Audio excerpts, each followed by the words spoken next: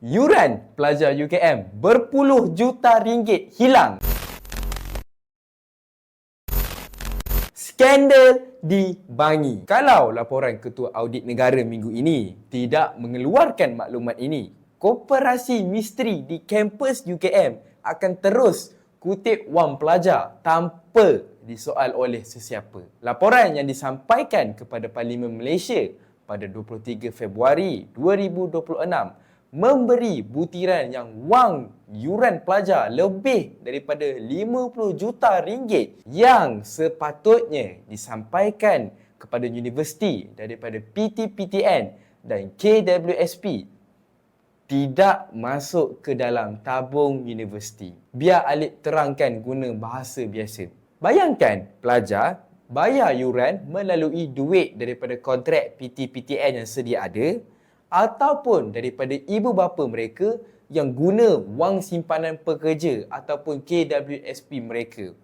Tetapi, apa sebenarnya yang berlaku? Wang-wang ini disalurkan kepada sebuah koperasi B5 1788. Apa ni? Apa dan siapa koperasi B5 1788 ni? Dan kenapa entiti ini terima bayaran yang sepatutnya ditujukan kepada universiti selama 2 tahun? Kenapa mereka dan bukan UKM yang menerima bayaran yuran pelajar? UKM dan koperasi tanda tangani MOU pada 15 Jun 2023.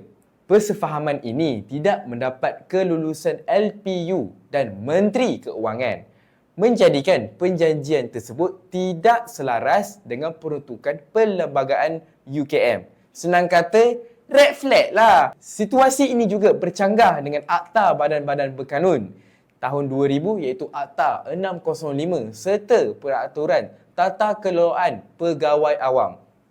Makin bertambah red flag. Pengurusi, setiausaha, bendahari dan ahli lembaga koperasi ini adalah daripada pegawai UKM sendiri. 5 pegawai UKM di dalam sebuah koperasi misteri. Ya, betul tu. Yuran program yang dikutip daripada student sendiri. Duit dari mak ayah yang kerja petani, nelayan, buruh. Mereka hantar anak mereka masuk ke universiti terbaik di Malaysia. Duit rakyat yang hilang begitu sahaja. Nasib baiklah graduan-graduan sarjana pendidikan dan juga pendidikan lepasan ijazah ini bolehlah buat kerja Grab, Foodpanda dan Shopee untuk membayar balik yuran PTPTN mereka yang sudah lama dibelanjakan oleh pengurusi, setiausaha, bendahari dan ahli lembaga koperasi B5 1788 ini.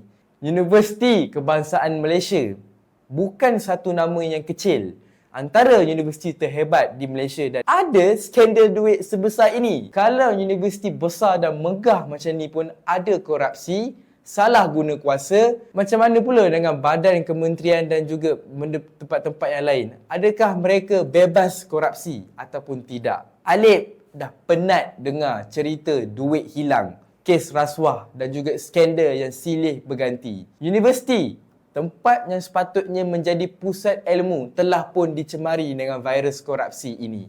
Mana lagi tempat orang muda nak percaya? Jika gedung ilmu pun dah gagal menjaga amanah, ke mana lagi generasi muda harus memberi kepercayaan?